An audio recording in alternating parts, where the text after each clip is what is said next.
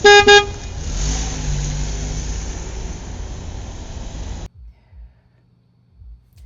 everybody, welcome back to On the Road to Dr. Ethan. I'm Javeda Bay, soon to be Dr. Ethan, and this is my web series where I take you along on my journey of being a black woman in academia, pursuing 2 PhDs because why the heck not? And I know, I've been gone, but you just heard that intro. What do you expect? Fall term was a doozy. Fall term was rough. It was hard. We had hurdles that I did not expect, that I did not anticipate. Honestly, I thought fall term was going to be a walk in the park, a straight breeze. I'm like, it's a GE position that I've already had before.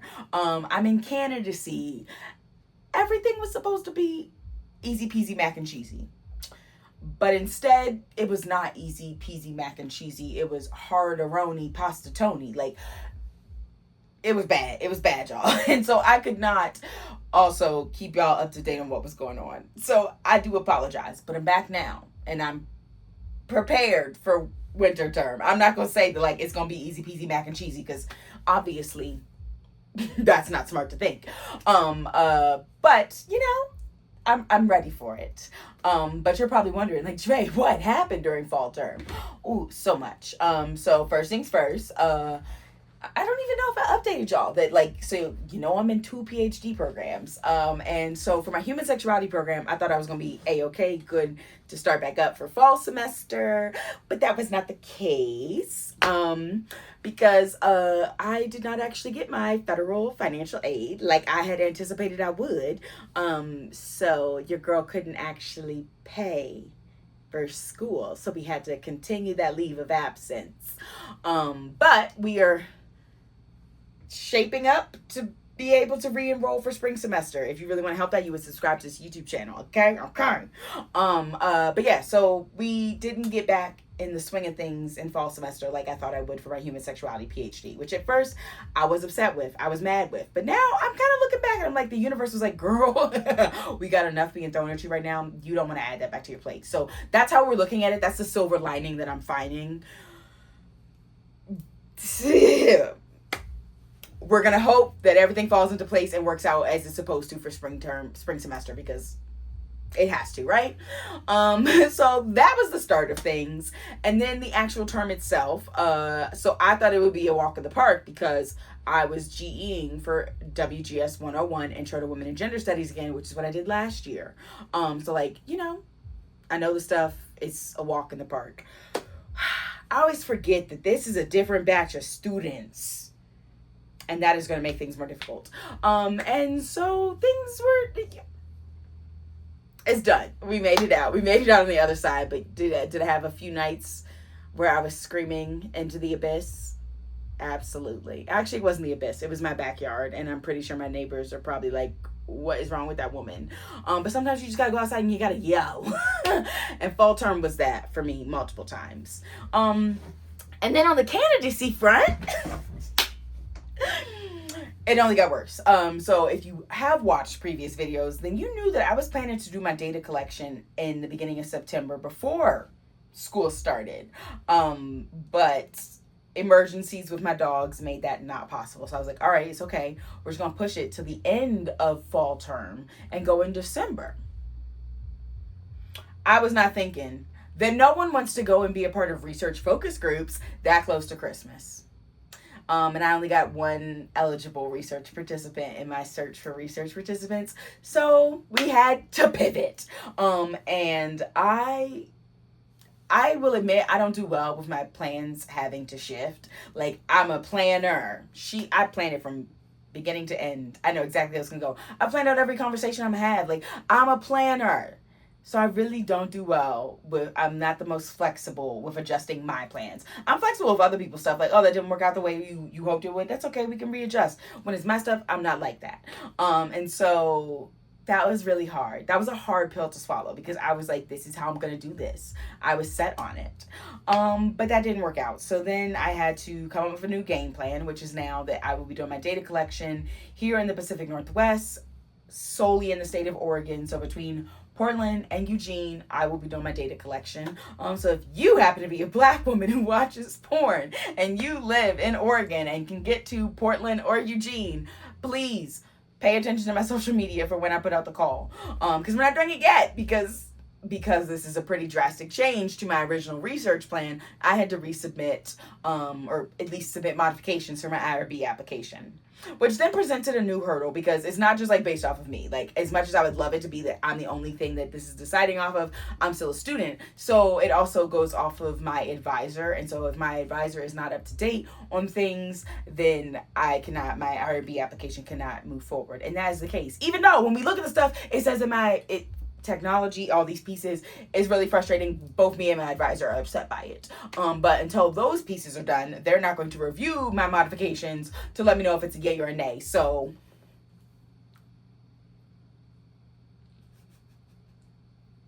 it's great. It's so great. It's wonderful. Because y'all remember how I intentionally finished up my comps and my dissertation proposal and defense at the end of spring term, so that way I would have so much time for data analysis. Here I am still not having done the data collection. So now we're eating away at my data analysis time if I want to stay on my timeline to graduate in 2027. So, yeah, I'm really trying to keep my cool. I'm trying my best to keep my cool. And I'm just trying to be optimistic that by at least week 3 of winter, it's winter.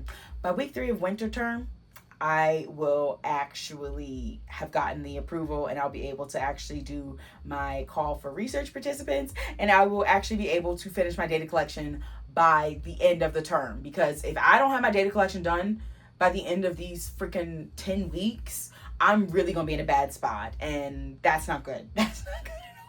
So please cross your fingers, toes, whatever you got for me, please, that everything starts to move smoothly from here. And please, when I put out the call for research participants, share it with everyone you know in Oregon. I don't care if they don't live in Portland. I don't care if they're not a Black woman.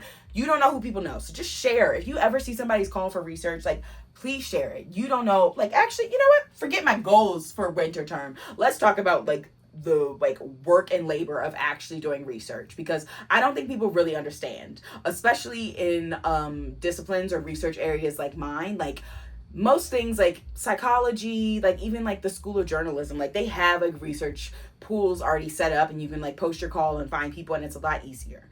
But when you are researching topics like that are sex related, you don't got a database. There's no hub for me to go to find research participants. So I have to work literally from ground zero. And a lot of it, like, so many people just do snowball sampling because that is the most convenient and like the best way to try and get like the most diversified research participant pool. But snowball sampling does not work if people don't share your calls for research participants with the people they know. Like, obviously, yes, I can share it with all my academic friends, but that is not going to be a reflective like research pool for our actual population, because people in, like, everyone and their mama has not gone to college. Everyone and their mama does not have that knowledge and background, which does influence the way you experience different aspects of life. So actively being the type of person that just like reposts, reshares, copies a photo and sends it to somebody that they know would meet those things is so beneficial for researchers. And especially considering like that my research is sex related, social media is a lot harder for me to use to get research participants, but it's also the only tool I really have to get a wide population of people. And I say all this because, like, if you're not resharing people's research calls for research participants, or like actively like engaging when they're looking for research participants and you meet the like eligibility requirements, like, it's hurting research. Like, yes, we are doing the work of like the research as the researchers, but like we can't get participants without everyone being involved in that process. And I'm asking as someone who is like in a really tough spot. I can't finish my dissertation without getting research participants. Like, there is no way of me remolding my dissertation to meet the like baseline parameters that are necessary to actually get my PhD without research participants. Like, I don't have a rework that would actually work. So I need research participants. And to find those people, I need people, especially that are in the areas that I'm trying to do research in, to share my calls for research participants. So if you happen to be watching this and you live in the state of Oregon, please, when the time comes, share my call for participants, because I don't have like a very large circle of people here in the state of Oregon that are not in academia themselves, because this is where I've been for the entirety of my doctoral experience. So that's where the majority, like most of the people that I've met, have been in academic settings.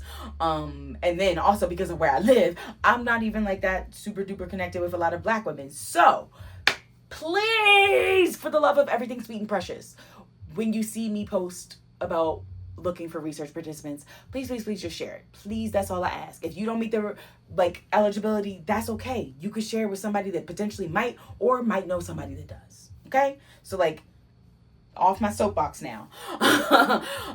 Outside of like the other hurdles that were thrown at me through fall term, there were some wins though. I did meet some goals. Mainly, I did submit to 3 conferences, and spoiler alert, I got accepted to all of them. So that's really exciting, because generally my track record is I get accepted to 1 out of like the 4 I submit to. So like, woo! Evolution, growth, better research. I don't know. Maybe I'm just getting better at writing abstracts. Maybe that's what it is. But yeah, so submitted to and got accepted to 3 different conferences. I also did submit a manuscript for journal publication. Woot woot.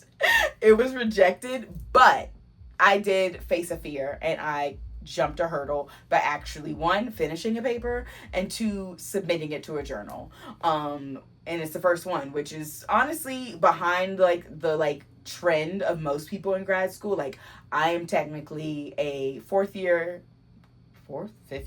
I don't know what year I'm in. It's in my human sexuality program. Who knows? Time is weird. But I'm a 3rd year in my communication and media studies program. And the fact that it wasn't until year 3 that I submitted my first manuscript is a little behind everyone else, which I know is not like a comparison game, but also if you want to get a job afterwards, you're supposed to be published. So like, but I'm like, I prioritize my teaching right now. That's what's valuable, because it's really hard to balance teaching, being the student, aka working on my dissertation, and also writing other papers. So like, what you gonna do? So yeah, so I'm very excited that I'm accepted to conferences, because that is like the push to get me to like make a little more headway on my actual research papers, but not too overwhelming to the point that I'm slacking off teaching, because we know that's my priority, and slacking off my dissertations, which am I currently? Yes.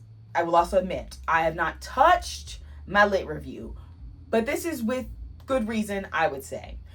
Without having any real data idea of like what the data is going to look like, because again, this is a novel topic. There's no existing research on it. Also, without, especially now that I've switched the location I'm going to be doing my research, like I don't have enough like general information to craft my lit review, and I don't believe in working harder. Like, I don't want to go and put in all this time and effort into a lit review that literally doesn't make sense for what the rest of my dissertation looks like, because the data presented something else. So like, it needs to correlate, and I refused to put that much time into something that wasn't going to correlate. I did give time to my other dissertations, my dissertation proposal, mainly because I submitted to some dissertation fellowships, and like, you had to have that stuff done. But the communication and media studies PhD dissertation, I kind of like backed off from a little bit until I get a little bit more information. So going into winter term, I'm feeling a little more optimistic with me having changed my location, only because it now means that I don't have to spend as much money to do my research, because I was going to have to travel back to the East Coast, which, like, granted, the only thing I was going to pay for in that regard was like the flight, because like I'm from there. So like, I told my mom, I was like, girl, get ready, I'm coming home. But now I don't have to worry about that. I'm just gonna have to travel to Eugene and Portland, which easy peasy, I do it plenty already. So we are going to be actually doing those the research in those areas. And because the University of Oregon exists in both places, instead of having to like rent a space to hold my focus groups, we're doing it on campus. We saving money. Okay. So with that being said, like, I'm able to like, take a little breather, be like, okay, I don't need to stress about where I'm magically gonna find an extra $1,000 to be able to rent space to go and do my research. So like, that's an upside. So like, that's a good part of it, and I'm excited about that. I'm also excited because, as I said, I got accepted to those conferences, which means that, one, I'm actually going to do something with my research, because everything I got accepted is like stuff I've been sitting on for a minute. So one paper, I'm not going to give you too much of a spoiler, but it is connecting Beyonce's Renaissance and Cowboy Carter to the idea of Afrofuturism. That's all I'm giving you. If you want more, you gotta wait until after I presented the conference and I finished that paper. The other one is my original data that I had collected to like understand Black women as porn consumers. So that one I'm really excited about because I will finally finish cleaning the data and actually put together the paper. And honestly, probably just in time because there is a journal like call for papers around pleasure, and I'm like, hello, that's why we do this. So like that's an upside. And then the last one is actually a paper on TikTok as a pedagogical tool, because I'm a firm believer in teaching with what people are comfortable with, and we know that everybody and their mama is just on TikTok. So so I'm very excited about all three of these papers, especially because pedagogy is increasingly becoming more important to me as like a research area, because I take pedagogy very seriously. Like I'm so serious about my teaching, and it's also like the crux of my other dissertation really, so I think it's very important. So I'm excited about this like move into that research area more confidently, I guess you could say.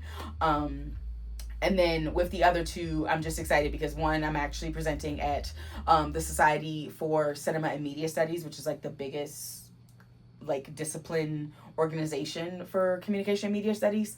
And so I got accepted this year, and I'm very excited to actually be presenting my research at the conference.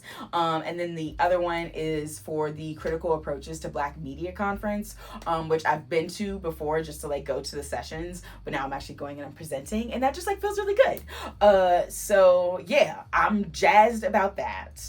And also because it is going to be a way to push me to get closer to actually finishing the papers so I can submit them for publication, because that is a goal for this year. I'm not going to say academic year, but within the year of 2026, your girl is actually going to submit these papers to a journal. I'm not saying they're going to get published, because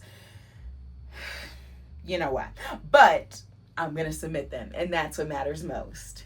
But yeah, that's the big goal, and obviously like making some real progress on my dissertations.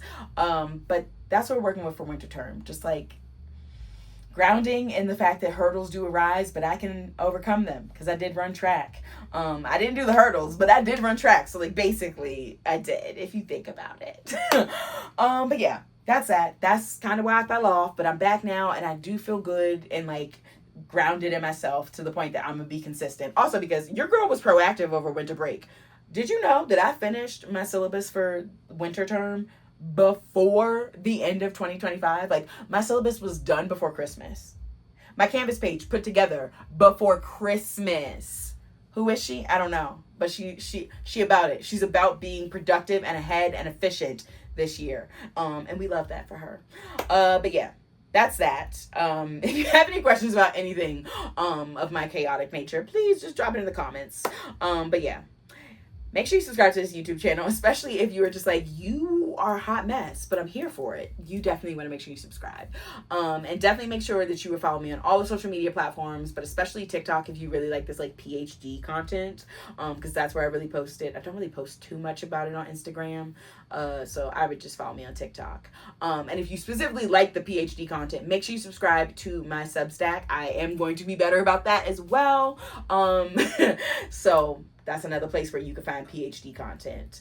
And also, if you're really interested in the academic world, very soon your girl is launching her first academic website. Like not a like academic in like the sense of like all this stuff. It's like my portfolio, my academic portfolio. But I'm working on her. She's almost done, sort of, kind of, a little bit. Almost. So just keep your eyes out, because that'll be coming soon, and I'm very excited to launch that. Because if you have not realized, I like to compartmentalize, and I'm very excited to have a whole website dedicated to academic things, especially because if I keep getting rejections, I'm just gonna start publishing my articles on my own and be like, well, a journal didn't want it, but I wrote it, so it should be out there. So yeah, that's that. Happy New Year. I don't know if I said that, but Happy New Year. I'm excited for what 2026 has in store. I am prepared. I'm prepared. I feel prepared, so I think I'm prepared for what's in store, and to be flexible with things. Okay. But But yeah, that's that. Until next time, I'm gonna see you later. Deuces.